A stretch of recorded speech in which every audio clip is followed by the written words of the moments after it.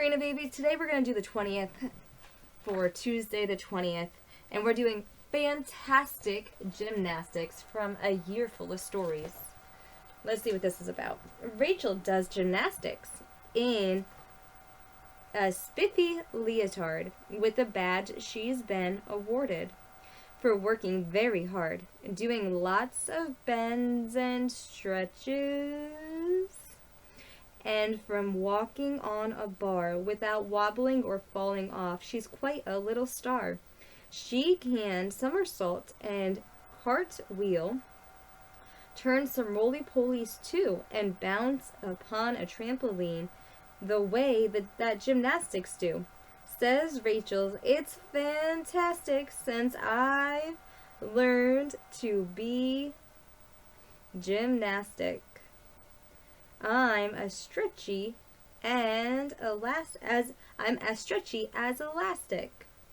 So she is stretchy like elastic, right? She's doing her gymnastics. You got to go to the little gym, and you got to try out the gymnastic stuff, and you are very good at it. You also got to do a dance class when you were younger. You were very, very good. So that's fantastic gymnastics.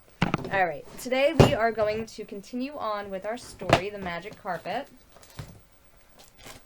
on page 692, with The Magic Carpet. Some of the fairies, ladies in waiting, who had come into the hall with them went out immediately, returning. Do you remember yesterday we read The Magic Carpet? So these three gentlemen were princes, right? And they left their own castle to go to 3 foreign lands to find something unique. One of the brothers found a telescope that you look through and you can see anyone you want to see. The first brother got a carpet, right? Where you can sit on the carpet and go anywhere you want to go. So you sit on the carpet and you tell the carpet, I would like to be in the castle. And the carpet will take you to the castle. You look through the telescope and you say, telescope, I would like to see the Sultan. And he saw the Sultan, right? And then the third one got an apple that's a false apple. It's a fake apple that you smell, right? And then anything that you have inside your body that is an illness will be cured by this magical apple. So they all worked together in order to cure the princess. And then they shot arrows because each of them had something so magnificent, and they all helped each other, right? So they helped with the carpet to get back to the princess. The telescope showed them that the princess was ill, and the magic apple cured her of her illness, right? So all these men are now back in front of the Sultan. The Sultan's saying, no, like, all of you did great. You all needed each other. So let's shoot arrows to see how far they go, right? And what happens? The one brother shot a short arrow. The other brother shot a far arrow that they could find. And the third brother shot an arrow so far out that they couldn't even find it. And then he went out and looked for his arrow because and the one brother who couldn't marry his cousin was so distraught that he couldn't marry his beautiful cousin that he loved and adored. So he didn't go to the wedding, right? He didn't go and take up in festivities. He went in to be a hermit, right? He went in by himself. He didn't want to be bothered by anyone. He was just sad and depressed and lonely, right? The other brother got to marry the princess, and the third brother went out to find his arrow. So this brother is going along, and he's looking, and he found his brother's arrow, and he's looking. He goes all the way out to a cave where he sees his arrow. He picks it up and he goes, no, this is my arrow. It had the right markings. It had the right colors. It had the right feathers. It had the right everything. That was his arrow. He's the one who pulled it back and threw it. That arrow became enchanted by a magic fairy who was the powerful genie's daughter, right? So she wanted him to go out and be her husband.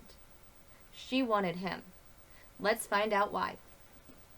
Because there has to be a reason that a genie's daughter was like, no, I want this young man to be my husband, right? There has to be a reason. So some of the fairies' ladies in waiting who had come into the hall with them went out immediately, returning presently with some excellent meats and wines. When Prince Amid had eaten and drunk, Parabanu took him through all the apartments, where he saw diamonds, rubies, and emeralds, intermixed with pearls, argent, jasper,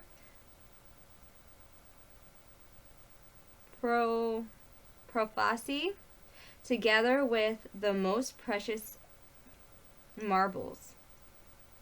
There was such rich profusion throughout that the princess said that he could not have imagined there was anything in the world that could come up to it, right? So there's nothing else in the world that he could imagine besides from seeing all these beautiful treasures that this young lady has in her rooms, right? But she's Genie's daughter, so she can have probably whatever she wants, right? Because she probably has magic herself. If she could enchant the arrow, right? All right. Prince, said the fairy, if you admire my place so much, it is very beautiful indeed. I could also charm you with my gardens, but we will let that alone till another day. Night draws near, and it will soon be time to go to supper. The next hall into which the fairy led the prince, and where the table had been arranged for the wedding feast, was the only apartment he had not yet seen. He admired the infinite number of saucers of wax candles perfumed with ambergris, ambergris, ambergris, the multitude of which were placed with a symmetry that formed an agreeable and pleasant sight. A large side table was set out with all sorts of gold plates, so finely wrought that the workmanship was done more valuable than the weight of the gold. Several choruses of beautiful women, whose voices were ravishing, began a concert, accompanied by many kinds of the most harmonious instruments. When they were eating, the fairy Paravenue took care to serve Prince Amid with the most delicious meats, which the prince found to be delicious. He found the same excellence in the wines, which neither he nor Paravenue tasted till the dessert. Considering of the choices of sweets and fruits was served. The wedding feast was continued the next day and the day following. The celebration were a continual round of feasts. At the end of 6 months, Prince Amid, who had always loved and honored his father, conserved a great desire to know how he was. He told Paravenue of it and asked if she would give him leave to visit his father, saying that he would return in a short time. Prince, said she, go when you wish, but please don't take it amiss that I give you some advice. First, I don't think it proper for you to tell the Sultan, your father, of our marriage, nor of the quality nor the place where you have been. Beg of him to be satisfied in knowing simply that you are happy, and let him understand that the sole purpose of your visit is to assure him of this. She then appointed 20 gentlemen, well mounted and equipped, to attend him. When all was ready, Prince Amid took his leave of Paravenue, embraced her, and renewed his promise to return to her. Then his horse, which was as beautiful a creature as any in the sultans of the Indians stables, was led to him, and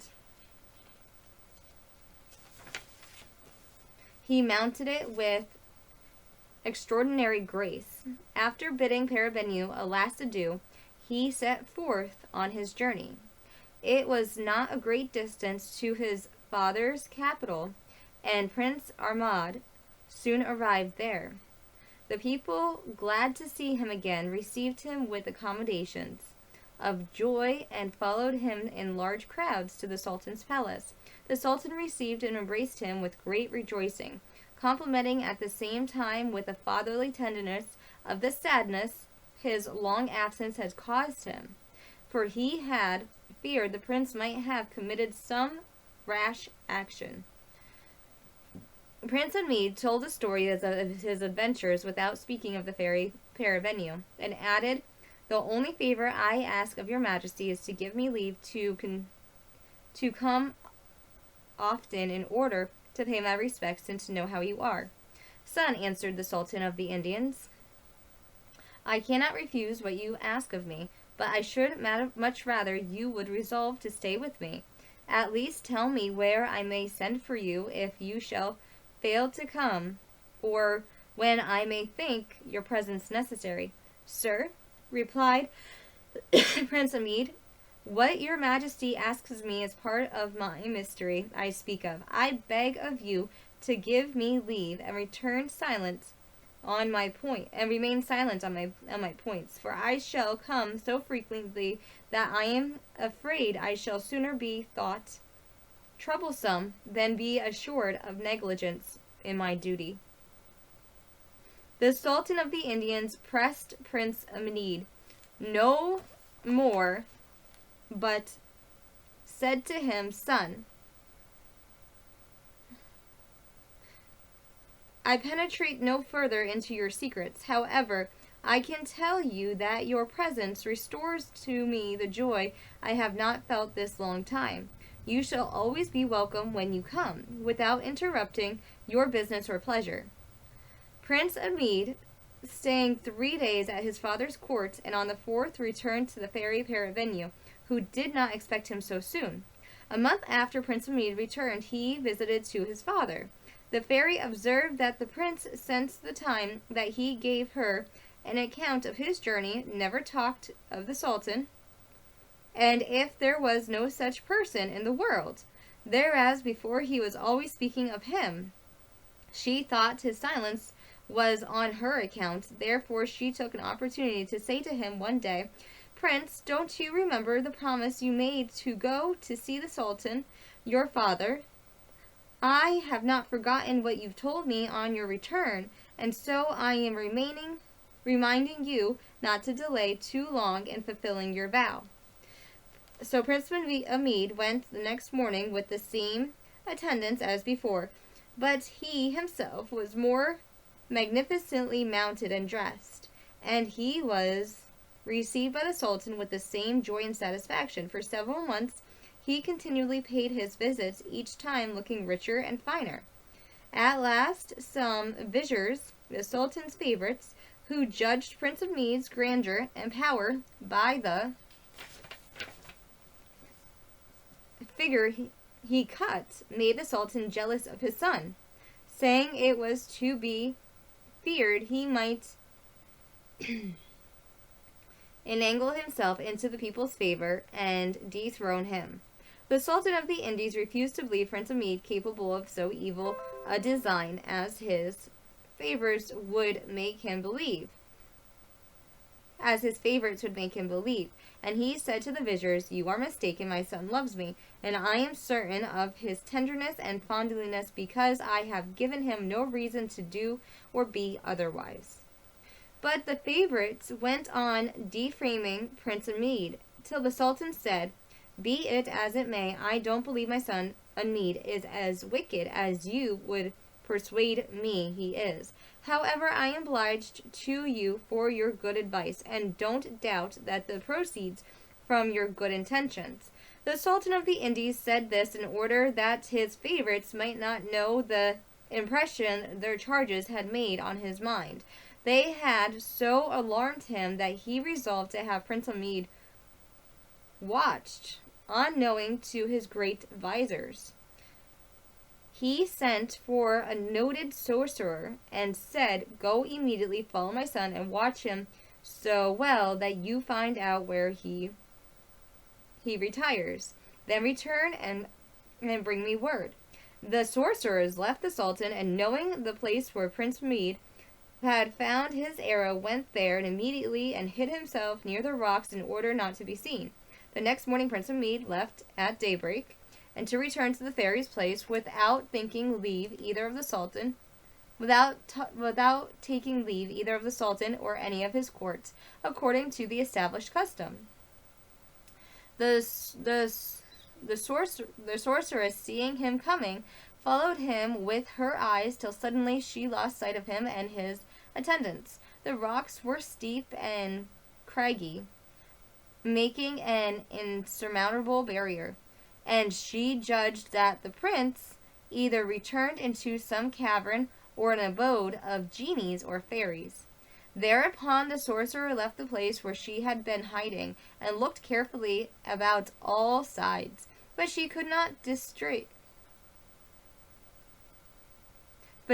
detect no opening, certainly not the iron door that Prince Amid had discovered, which was to be seen and opened by none but men, and only by those who pursue was agreeable to the fairy Parabennu. The sorcerers who saw it was in vain for her to search any further, had to be satisfied with the discovery she had made and returned to give the Sultan an account. The Sultan was well pleased with the sorcerer's conduct and said to her, "Do as you think fit. I'll await the outcome patiently." And to encounter her, he gave her a diamond of great value. And to encourage her, he gave her a diamond of great value. As Prince Amid had obtained the fairy Parabennu's leave to visit the Sultan of the Indies once a month, he never failed, and the sorcerer, knowing the time of his visits, went a day or two beforehand to the foot of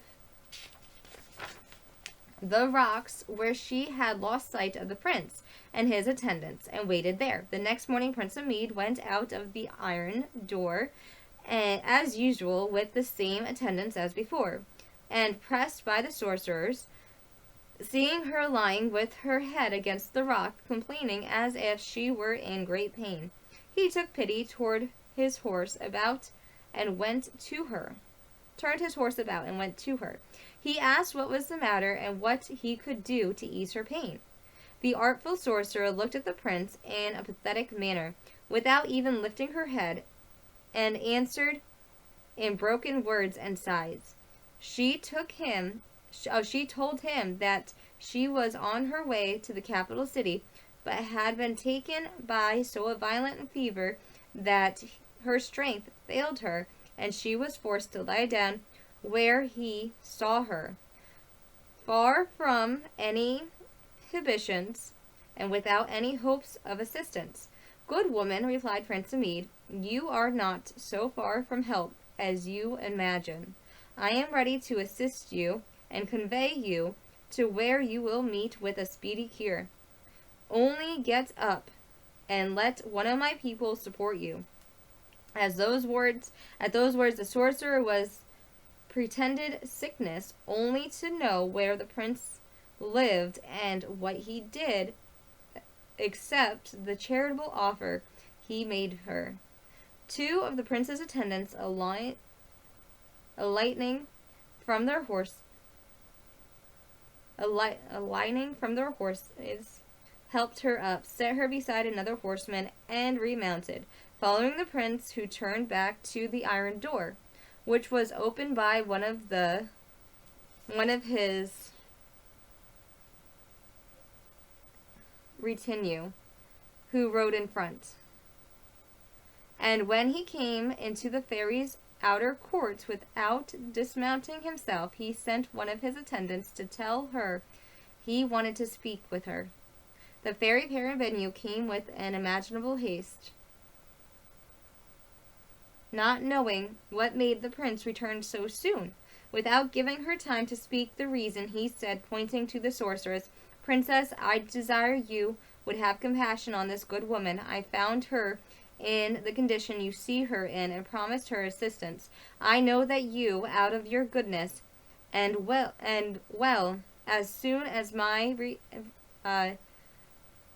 goodness and will, as upon my entreaty, will not abandon her." Parabennu had her eyes fixed upon the sorceress. All the while the prince was talking to her, ordered two of her ladies-in-waiting to carry her into the apartment of the palace and take as much care of the woman as they would of herself. While the two women executed the fairy's commands, She went up to Prince Amid and whispered in his ear, "Prince, this woman is not sick, and she pretends is not as sick as she pretends to be. I am very much so mistaken if she is not an impostor who will be the cause of great trouble to deliver you out of the snares." Oh. I am very much mistaken if she is not an impostor who will be the cause of great trouble to you. But don't be concerned, by assured that I will deliver you out of all the snares that shall be laid for you. Go and pursue your journey. This discourse of the fairies did not in the least frighten Prince Amid. "My princess," said he, "I do not remember ever doing anybody an injury, and I cannot believe that anybody can have a thought of doing me harm. But if someone should, I shall nevertheless not forbear doing good whenever I have an opportunity." Look at that. He's like, I didn't do anyone any harm.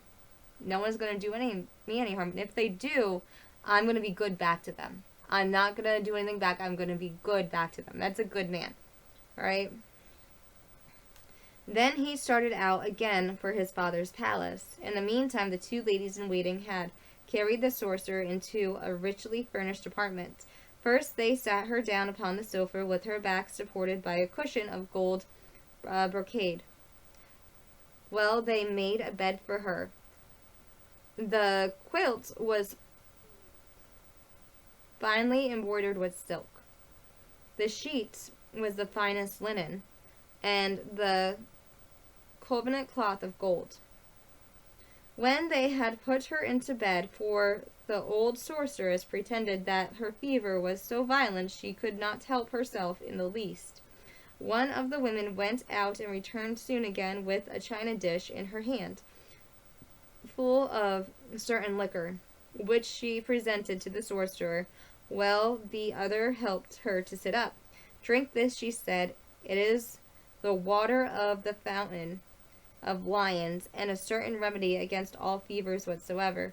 You will feel the effect of it in less than an hour's time." The sorceress, to disable the better, refused it despite a great deal of entreaty, but at last, holding back her head, swallowed down the medicine.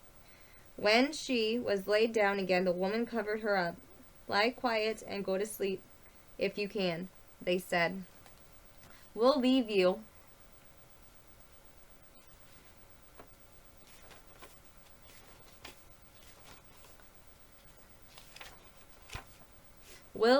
and hope to find you perfectly cured when we come again, an hour from now." When the two women returned and found the sorceress up and dressed, sitting upon a sofa, "O amiable physician," she said, "I wrought its cure much sooner than you told me it would. I shall be able to continue my journey." The two fairies then conducted her through several apartments and into a large hall, the most elaborate and magnificently furnished of all the rooms in the palace. Parabinu sat in this hall on a throne of massive gold, enriched with diamonds, rubies, and pearls of extraordinary size, attended on each hand by a great number of beautiful fairies, all richly clothed. At the sight of so much majesty, the sorcerer was not only dazzled, but was so amazed that after she had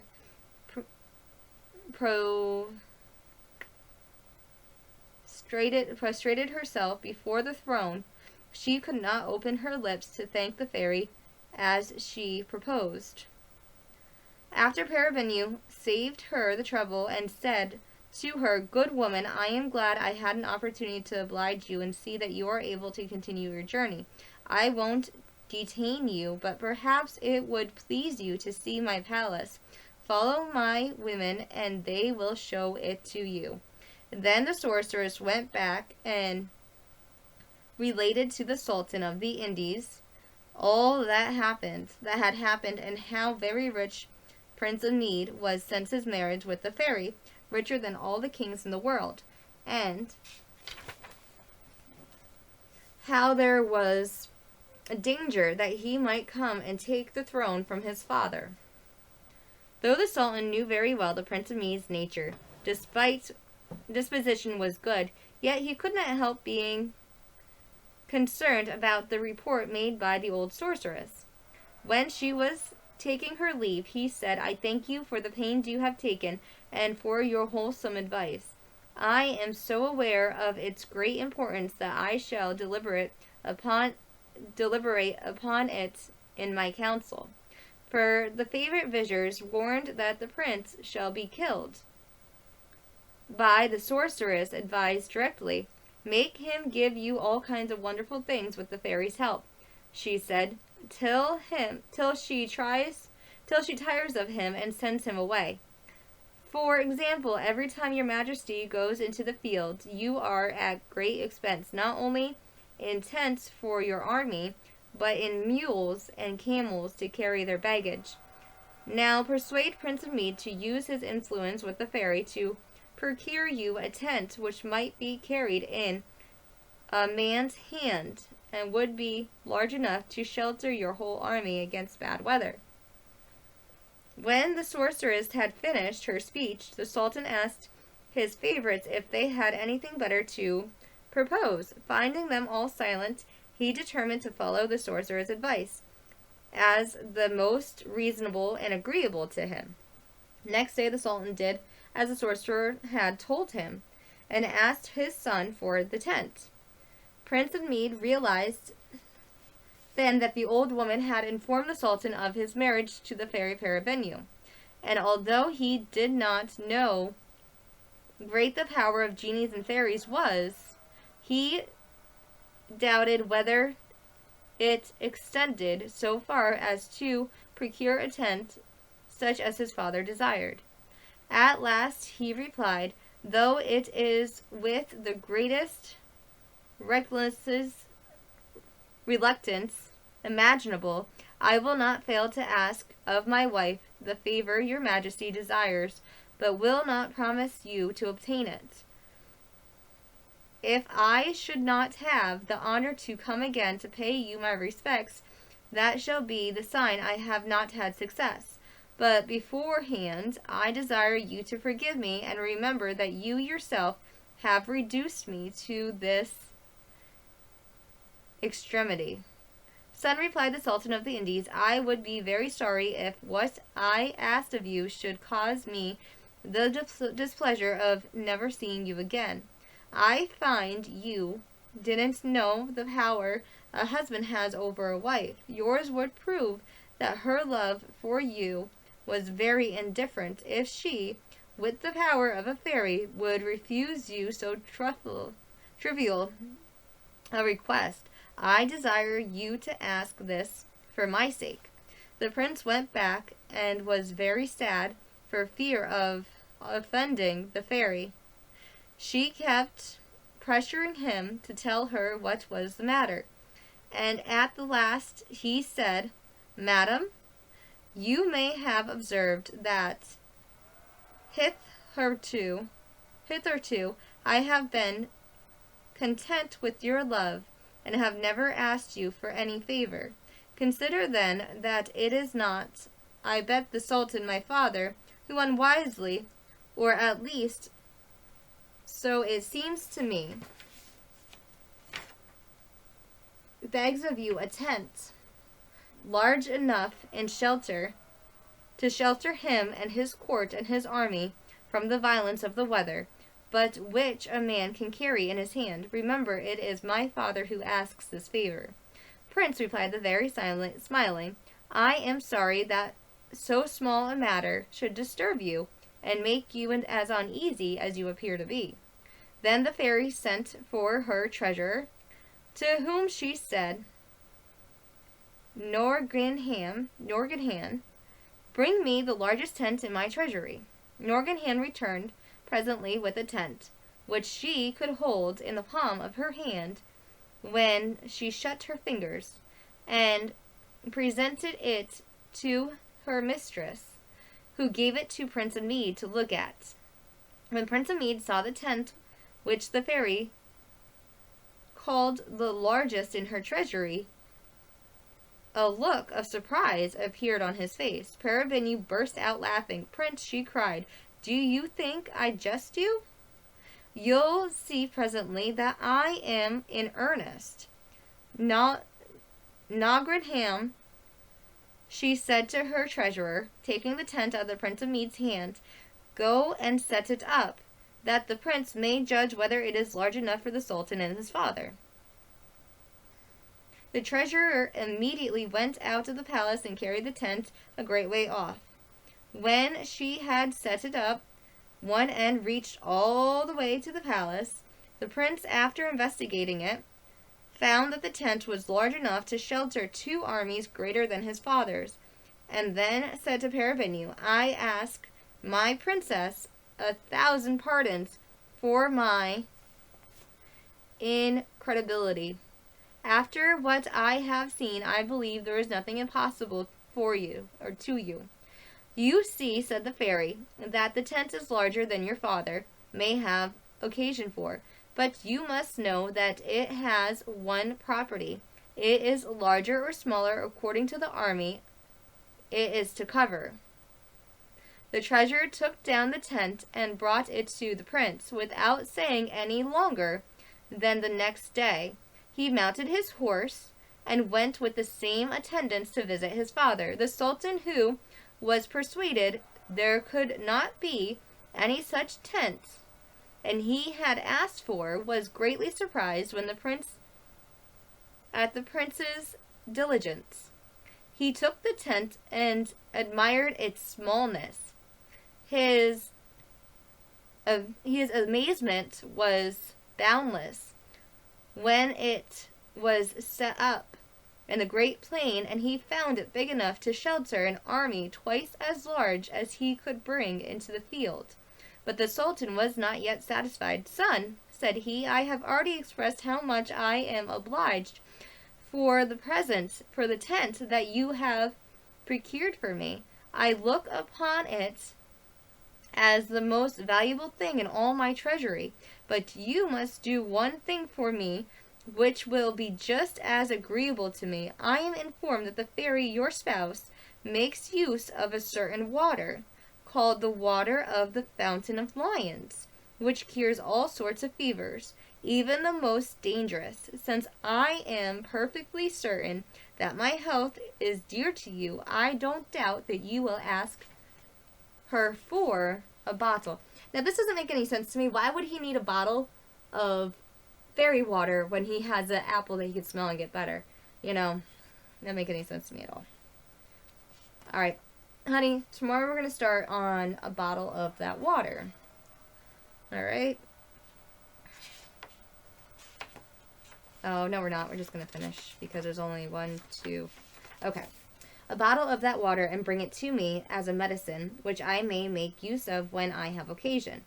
Do me this important service, and thereby complete the duty of a good son towards a tender father." The prince returned and told the fairy what his father had said. "That's a great deal of wickedness in this demand," she answered, "and you will understand by what I am going to tell you. The Fountain of Lions is situated in the middle of the court of a great castle. The entrance is guarded by 4 fierce lions, 2 of which sleep alternately while the other 2 are awake. But don't let that fountain frighten you. I'll give you means to pass by them without any danger." The fairy Parvenu had several balls of thread by her side. She took up one and presented it to Prince Mead. Said, "First take this ball of thread. I'll tell you the use of it presently. Secondly, you must have 2 horses on you. You are to ride yourself, and the other you may lead. The latter must be loaded with the freshly slaughtered sheep, cut into 4 quarters. Third, I will give you a bottle of which to bring back with water. Set out early tomorrow morning, and when you have passed the iron door, throw the ball of thread before you. It will roll till it comes to the gate of the castle. Follow it, and when it stops at the open gate, you will see the 4 lions. The two that are awake will wake the other two by their roaring. But don't be frightened. Throw each of them a quarter of the sheep, and then clap sprouts on your horse and ride it to the fountain. Fill your bottle without aligning and return here with speed. So that she doesn't want him to get off the horse. She's like, go to the fountain, stay on the horse, and return here with speed. That's what aligning means. Remember, we learned that word a little while ago. Aligning, to dismount from the horse. The lions will be so busy eating that they will let you pass by them. Prince Amid set out the next morning at that time appointed by the fairy and followed her directions carefully. When he arrived at the gate of the castle, he distributed the quarters of the sheep among the 4 lions and passed among them bravely, went to the fountain, filled his bottle, and got away from the castle safe and sound. When he had gone a little distance from the castle gates, he turned around, and seeing 2 of the lions coming after him, he drew his saber and prepared himself for defense. As he rode forward, one of the lions turned off the road at some distance and showed that he had not come to do him harm, but only to go before him, and the other lion stayed behind to follow. Guarded in this manner, Prince Amid arrives at the castle of the Indies, and the lions never left him till they have conducted him to the gate of the Sultan's palace. This done, they returned the same way they had come, but not without frightening all who saw them, even though they went on very gently in manner, and showed no fierceness. A great many officers came to attend the prince while he dismounted from his horse, and afterwards they conducted him into the Sultan's apartment. Prince Amid approached the throne, laid the bottle at the Sultan's feet, kissed the rich tapestry which covered his footstool, and then said, I have brought you the hearthful water which your majesty desired so much to keep among the other remedies in your treasury. But at the same time, I wish you such extraordinary health as never to have occasion to make use of it. After the prince had made his reports and respects, the Sultan placed him at his right hand and said to him, Son, I am very much obliged to you for this valuable present.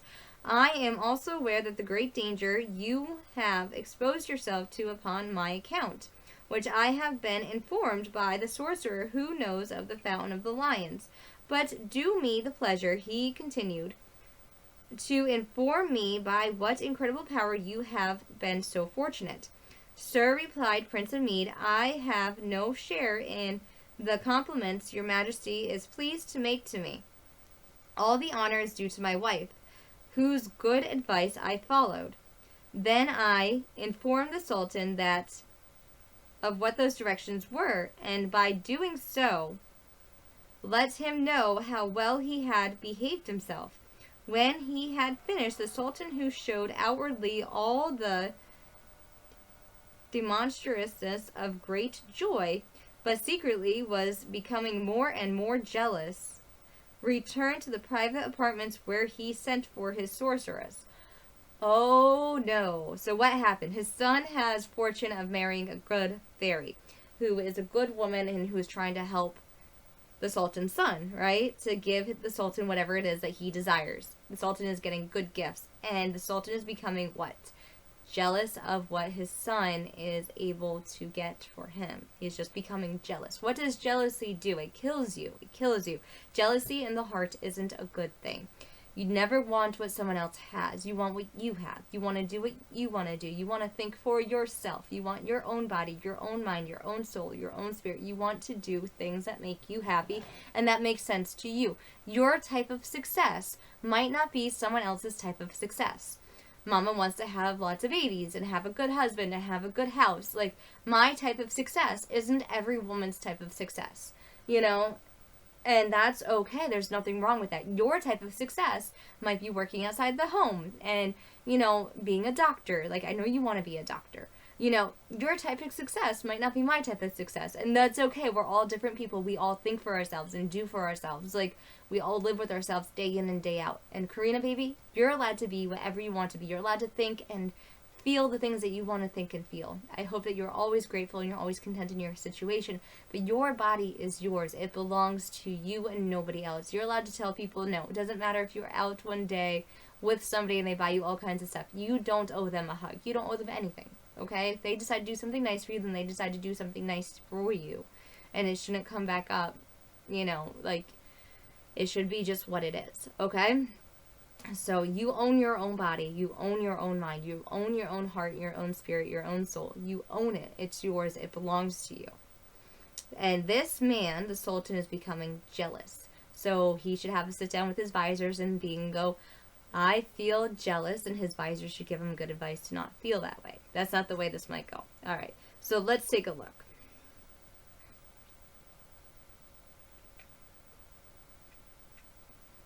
Where he sent for the sorcerer. The sorcerer saved the Sultan the trouble of telling her of the success of the Prince of Mead's journey. She had heard of it before she came and had prepared an infallible means to destroy the prince. This she communicated to the Sultan, who declared it the next day to the prince in the presence of all of his courtyard. Son, said he, I have one thing more to ask of you, after which I shall expect nothing further. I request is that you bring me a man not above 1.5 feet high, whose beard is 30 feet long, who carries a bar of iron upon his shoulders, weighing 500 pounds, which has uses as a weapon. Prince of Mead did not believe there was such a man in all the world, as his father has described, which gladly have excused himself. But the Sultan persisted in his demand and told him that the fairy could do more incredible things. The next day the prince returned to his dear Parabenu, to whom he told his father's new demand, which he looked upon as more impossible than the first two.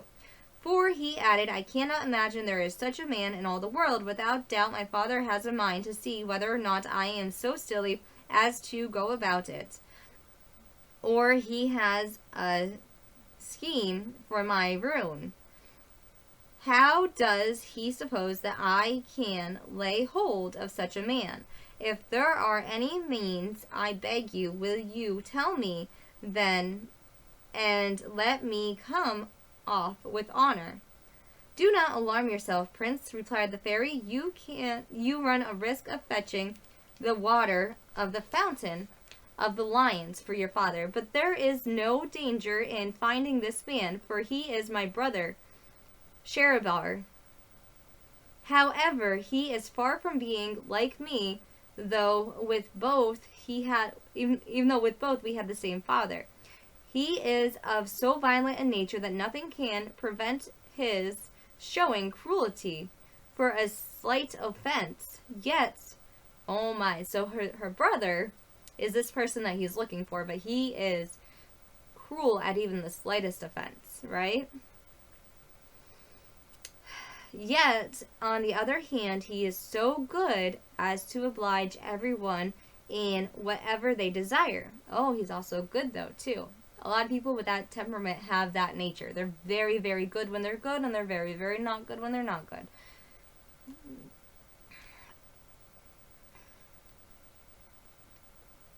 He is made exactly of your father's had described him, and has no other weapon than a bar of iron of 500 pounds, laid without which he never stirs, and which makes him respected. I'll send for him, and you shall judge the truth of what I am telling you. But be sure to prepare yourself against being frightened at his extraordinary figure when you see him. What, my queen, replied the Prince of Mead, do you say Shabar is your brother? Let him be even so ugly or deformed, I shall never be frightened at the sight of him, and as your brother I shall honor and love him. Oh, what a good man. He's like, no, that's your brother. No matter what he looks like, I'm going to honor and love him. That's what you do for family, or for anybody who's around you. You love everyone. The fairy ordered that a fire be sent in a gold chafing dish placed in the courtyard of her palace. For a metal box she took the perfume, and after throwing it in the fire, there arose a thick cloud of smoke. Some moments afterward, the fairy said to the Prince of Mead, there comes my brother. The prince immediately saw Shabar approaching greatly in his heavy bar on his shoulder, his long beard, which he held up before him, and a part of his thick mustache, which were tucked behind his ears and covered his entire face. His eyes were very small but deep in his head, which was far from being the smallest size, and on his head he wore a grandular cap. Besides all this, he was very hunchbacked. If Prince of Mede had not known that Shelbar was Parabenu's brother, he would not have been able to look at him without fear, but knowing first who he was, he stood by the fairy without the least concern. Shabar, as he came forward, looked at the prince frightfully enough to have chilled the blood in his veins, and asked Parabenu, when he first addressed her, who this man was. To which she replied, he was my husband brother. His name is Amid, and he is the son of the Sultan of the Indies. That reason I did not invite you to my wedding was because I was unwilling to divert you from an expedient you were engaged in, and from which I heard with pleasure you returned victorious. So I took the liberty now to call for you. At these words, Shabar looked at Prince of Mede favorably, said, Is there anything, sister, wherein I can serve him? It is enough for me that he is your husband to do for him whatever he desires. The Sultan, his father, replied, Parabenu is curious to see you, and I desire the prince may be your guide to the Sultan's court.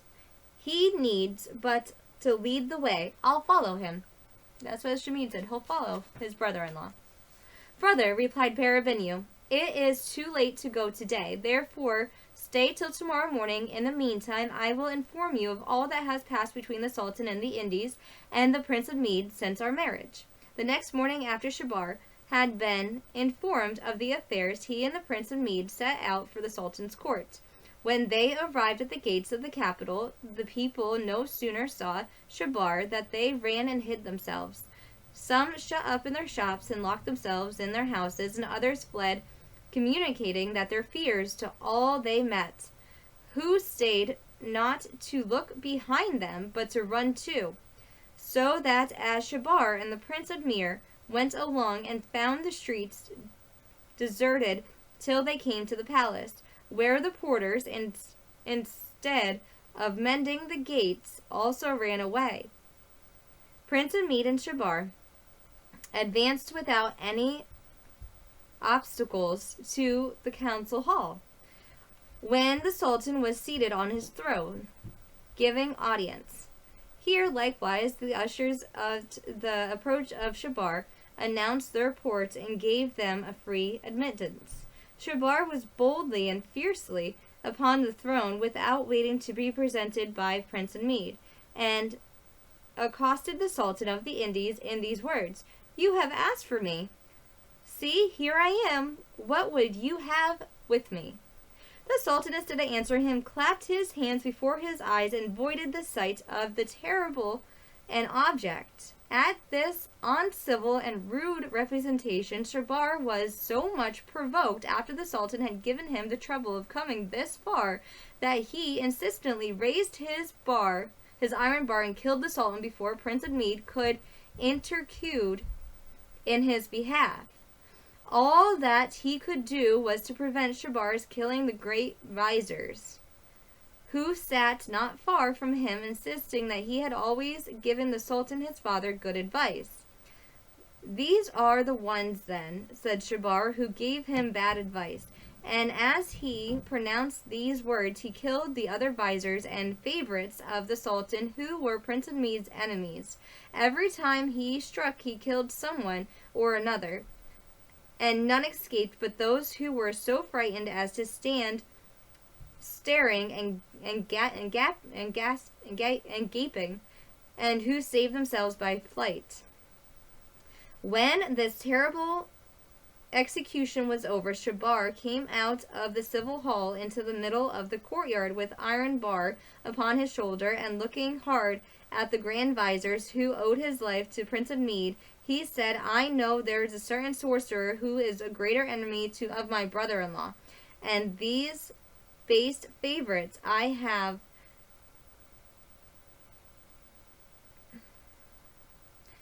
chastened. Let the sorcerer be brought to me. The great vizier immediately dragged her forward, and Shabar struck her with his iron bar, saying, Take and reward of your Caucasians' counsels, and learn not to feign sickness again. After that, he said that this is not yet enough. I will use the whole town after in the same manner, if it does not immediately acknowledge Prince of Mede, my brother-in-law, as the Sultan, and the Sultan of the Indies. Then all who were present made the air echo, and they repeated acclamations of long life to Sultan of Mede, long life to Sultan of Mede. And immediately after he was proclaimed through the entire town, Shabar had him clothed in the royal vestments, installed him into the throne, and after he had caused everyone to swear homage and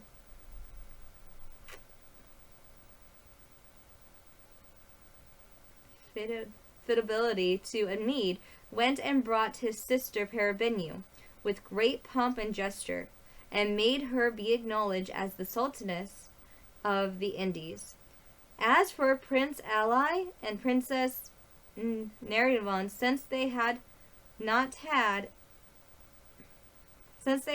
hand in the conspiracy against Prince of Mede, and knew nothing of it, they were assigned as large providence with the capital, where they spent the rest of their lives. The new Sultan set an officer to Prince Hassan to augment him with the charge and to make him an officer on which providence he likes best. But the prince thought himself so happy in the solitude that he bade the officer give his brother thanks for the kindness he offered him, assuring the new sultan of his submission, and that the only favor he desired was to be given leave to live in retirement in the place he had chosen for his retreat.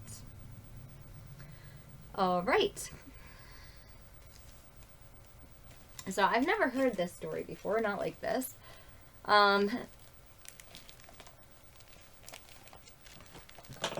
It's actually a pretty good story.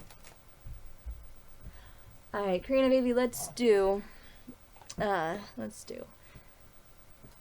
It's raining again tonight. Let's do We Sit and Watch the Rain as it falls from the sky.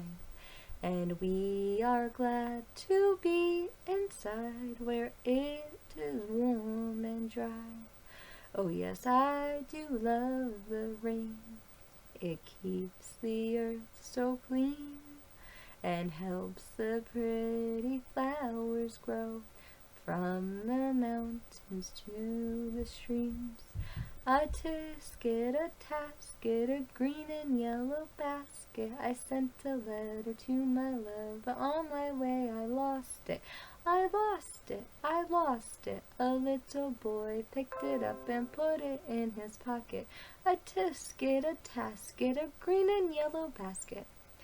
Humpty Dumpty sat on a wall. Humpty Dumpty had a great fall. All the king's horses and all the king's men couldn't put Humpty together again. Ring around the rosy, pocket full of posies. Ashes, ashes, we all fall down. How about London Bridge is falling down, falling down, falling down. London Bridge is falling down, my fair lady. Take the bricks and build them up, build them up, build them up. Take the bricks and build them up, my fair lady. Oh, Karina, baby, I love you so much. How about there once was a bird, her name was Wenza. I opened up the window and in flew Wenza. How about Let's do Lila Tove, baby. Lila Tove, and good night to you. Lila Tove, may your dreams come true. We sing Lila Tove, may Israel protect you throughout the night until we reach the morning light. Karina, baby, I love you and I miss you and I can't wait to see you. I love you, baby.